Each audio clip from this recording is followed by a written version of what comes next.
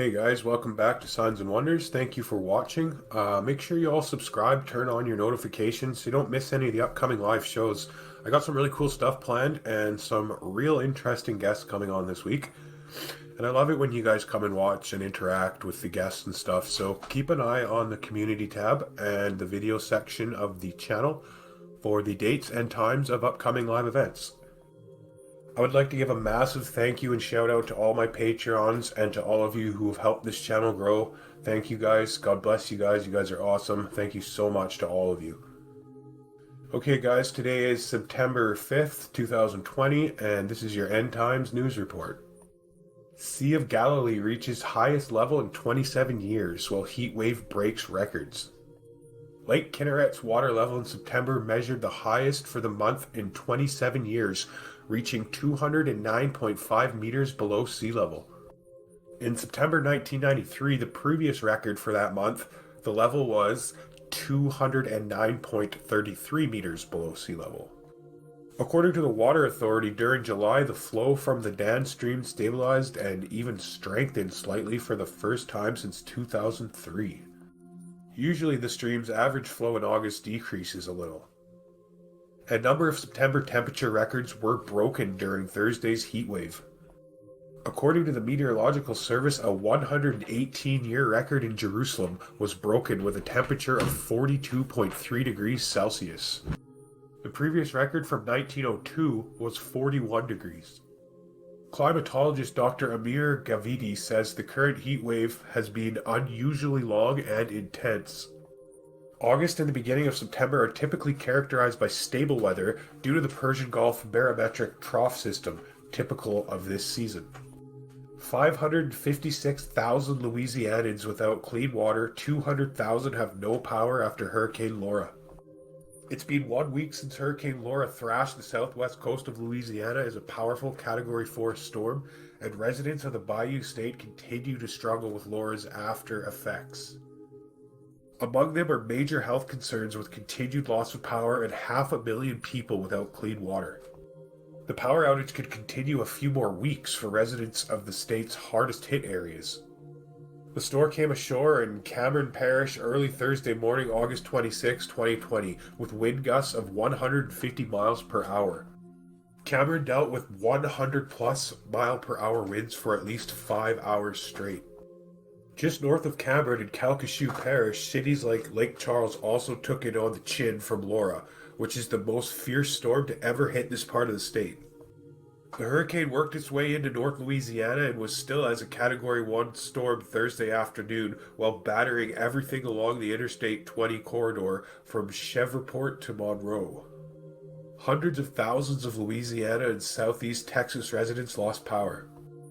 Though most of the 616,000 power outages in the state have been restored, an estimated 157,000 in Cameron and Calcasieu parishes could go weeks longer without power.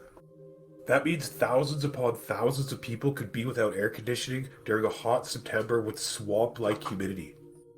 Dozens killed in Nepal's biggest natural disaster of the year. At least 14 people have been killed and 41 others are missing after severe flash floods and a massive landslide hit northwest Nepal's Banglung district this week. Rescuers noted that the death toll may increase as they search through remains of dozens of houses swept away by waters or buried in mud. The disaster took place on September 3rd in Bobang of Dorpartan Municipality 9 in Banglung district. As many as 40 houses were washed away in 3 settlements. Officials said Friday, September 4th, adding that the landslides have also washed away a health post building, 2 primary schools, 3 micro hydroelectric plants, many drinking water spouts, and a number of suspension bridges. Army personnel involved in the search operations had to use shovels and picks to look through debris for survivors. This is the biggest natural disaster of the year, Home Ministry official Murray Watsey told Reuters on Thursday. We have reports of 48 victims, 12 dead and 36 missing, but there could be many more victims as people were trapped while they were still sleeping. Haishen becomes season's first Super Typhoon, landfall expected in South Korea. Typhoon Haishen underwent a rapid intensification phase on September 3rd, 2020, and became the first super typhoon of the 2020 Pacific typhoon season. The system is forecast to pass over the Raikai Islands west of Kaishu, make landfall near Busan, South Korea early September 7th, and enter North Korea on the same day. At 0300 hours UTC on September 4th, the center of Super Typhoon Haishen was located about 915 kilometers southeast of Kendahan Air Base, Okinawa. The system will pass over the Ryukyu Islands west of Kaishu and make landfall in Busan, South Korea. Like I said, at 0300 hours on September 4th, this super typhoon was 560 miles southeast of the air base in Okinawa. Its maximum 10-minute sustained winds were 115 miles per hour, and its maximum 1-minute sustained winds were 155 miles per hour, with gusts up to 160 miles per hour. At least one person died and more than 2,000 were displaced as powerful typhoon Maysak hit Busan, South Korea on September 2nd, 2020. Busan is South Korea's second largest city and the world's fifth largest port. The storm packed maximum sustained winds of 105 miles per hour at the time of landfall, knocking down trees and poles, flooding streets, and cutting power to nearly 280,000 homes. Maysak is the sixth Category 2 or greater storm to lash South Korea since credible records started in 1951. Since Tuesday, September 1st, Jeju recorded 1,000 millimeters or 39 inches of rainfall. More than 950 domestic flights were cancelled, while some rail services were disrupted for safety purposes. An earthquake hit Florida on Thursday. How often does that happen? In the midst of a historically active hurricane season, Florida was thrown another curveball from Mother Nature on Thursday, a magnitude 4.0 earthquake on the state's border. Thankfully, there were no injuries or reported damage, but according to the Escambia County Sheriff's Office, hundreds reported feeling the quake. It occurred more than 6 miles beneath the surface, according to the Geological Survey, and was the first of the year in the state. Earthquakes in Florida are mostly limited to the Panhandle, according to Don Blakeman, a geophysicist with the Geological Survey. They are extremely rare in the Sunshine State. In fact, the official Twitter account for the Geological Survey wrote, "Speaking of earthquakes in enigmatic places, now there's something you don't see every day, an earthquake in or very close to Florida." Quote, end quote.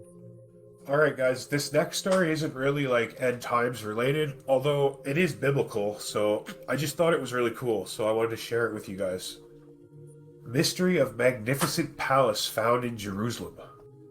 Israeli archaeologists have discovered what they say is evidence of a magnificent palace from the era of a biblical Jewish kingdom in Jerusalem.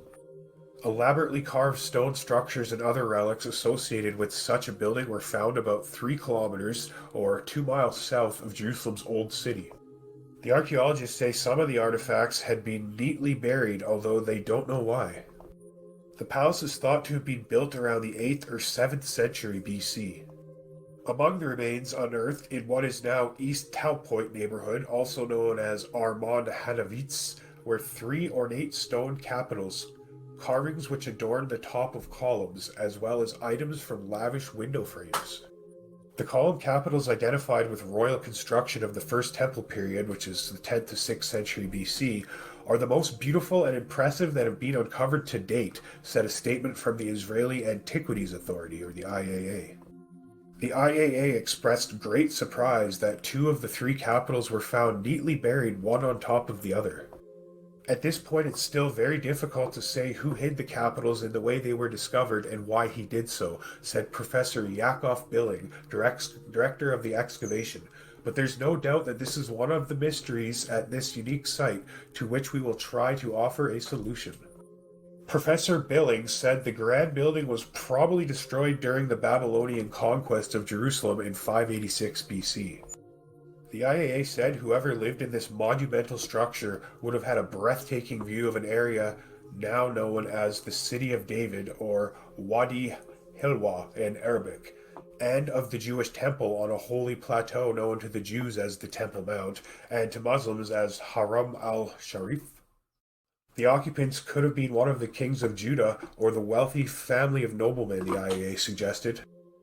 The carvings adorning the capitals, the IAA pointed out, were a known visual symbol of the period of the kingdoms of Judah and Israel, and appear as one of the motifs on the 5 shekel coin of the modern state of Israel. Okay, guys, thank you so much for watching. Please give the video a like and make sure you're subscribed. I'd love to see more of you guys at the live shows. Make sure you come to the show on September 6th at 6 p.m. tomorrow. You're not going to want to miss that. It's going to be really exciting. God bless you guys and your families, and we'll see you next time.